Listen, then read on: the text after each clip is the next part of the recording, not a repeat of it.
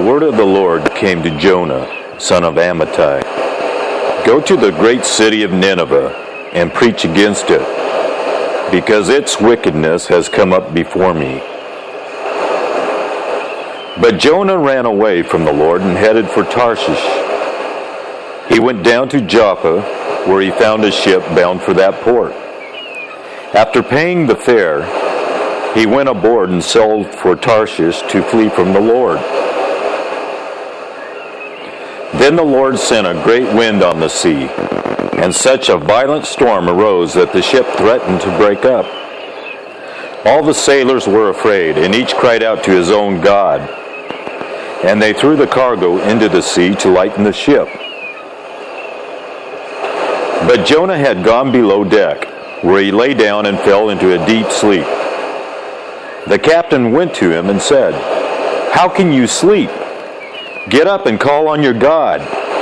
Maybe he will take notice of us so that we will not perish." Then the sailors said to each other, "Come, let us cast lots to find out who is responsible for this calamity." They cast lots, and the lot fell on Jonah. So they asked him, "Tell us, who is responsible for making all this trouble for us? What kind of work do you do? Where do you come from? What is your country? From what people are you?" He answered, "I am a Hebrew, and I worship the Lord, the God of heaven, who made the sea and the dry land." This terrified them, and they asked, "What have you done?" They knew he was running away from the Lord because he had already told them so. The sea was getting rougher and rougher. So they asked him, "What should we do to you to make the sea calm down for us?" "Pick me up and throw me into the sea," he replied, "and it will become calm. I know that it is my fault that this great storm has come upon you." Instead, the men did their best to row back to land, but they could not, for the sea grew even wilder than before. Then they cried out to the Lord, "Please, Lord, do not let us die for taking this man's life. Do not hold us accountable for killing an innocent man, for you, Lord, have done as you pleased." Then they took Jonah and threw him overboard, and the raging sea grew calm. At this, the men greatly feared the Lord, and they offered a sacrifice to the Lord and made vows to him. Now the Lord provided a huge fish to swallow Jonah, and Jonah was in the belly of the fish 3 days and 3 nights. From inside the fish, Jonah prayed to the Lord his God. He said, "In my distress I called to the Lord, and he answered me. From deep in the realm of the dead I called for help, and you listened to my cry. You hurled me into the depths, into the very heart of the seas, and the currents swirled about me. All your waves and breakers swept over me. I said, I have been banished from your sight, yet I will look again toward your holy temple. The engulfing waters threatened me. The deep surrounded me. Seaweed was wrapped around my head. To the roots of the mountains I sank down. The earth beneath barred me in forever. But you, Lord my God, brought my life up from the pit. When my life was ebbing away, I remembered you, Lord, and my prayer rose to you, to your holy temple. Those who cling to worthless idols turn away from God's love for them. But I, with shouts of grateful praise, will sacrifice to you. What I have vowed, I will make good. I will say, salvation comes from the Lord. And the Lord commanded the fish, and it vomited Jonah onto dry land. Then the word of the Lord came to Jonah a second time.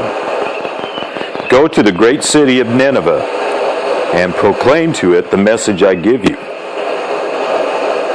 Jonah obeyed the word of the Lord and went to Nineveh, Now Nineveh was a very large city. It took 3 days to go through it.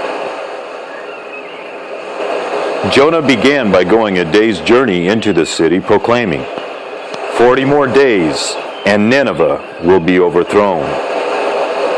The Ninevites believed God. A fast was proclaimed, and all of them, from the greatest to the least, put on sackcloth. When Jonah's warning reached the king of Nineveh, he rose from his throne, took off his royal robes, covered himself with sackcloth, and sat down in the dust. This is the proclamation he issued in Nineveh. By the decree of the king and his nobles, do not let people or animals, herds or flocks, taste anything. Do not let them eat or drink. But let people and animals be covered with sackcloth. Let everyone call urgently on God. Let them give up their evil ways and their violence. Who knows? God may yet relent with compassion, turn from his fierce anger so that we will not perish. When God saw what they did and how they turned from their evil ways, he relented and did not bring on them the destruction he had threatened. But to Jonah, this seemed very wrong, and he became angry. He prayed to the Lord, "Isn't this what I said, Lord, when I was still at home? That is what I tried to forestall by fleeing to Tarshish. I knew that you are a gracious and compassionate God, slow to anger, and abounding in love, a God who relents from sending calamity. Now, Lord, take away my life, for it is better for me to die than to live." But the Lord replied, "Is it right for you to be angry?" Jonah had gone out and sat down at a place east of the city. There he made himself a shelter, sat in its shade, and waited to see what would happen to the city. Then the Lord God provided a leafy plant and made it grow up over Jonah to give shade for his head to ease his discomfort. And Jonah was very happy about the plant. But at dawn the next day, God provided a worm, which chewed the plant so that it withered.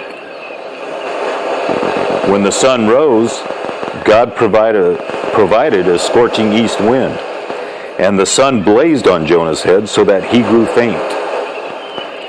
He wanted to die and said, "It would be better for me to die than to live." But God said to Jonah, "Is it right for you to be angry about the plant?" "It is," he said, "and I'm so angry I wish I were dead."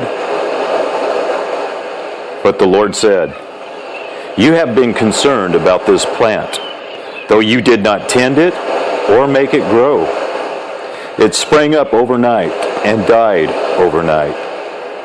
And should I not have concern for the great city of Nineveh, in which there are more than 120,000 people who cannot tell the right hand from their left, and also many animals?"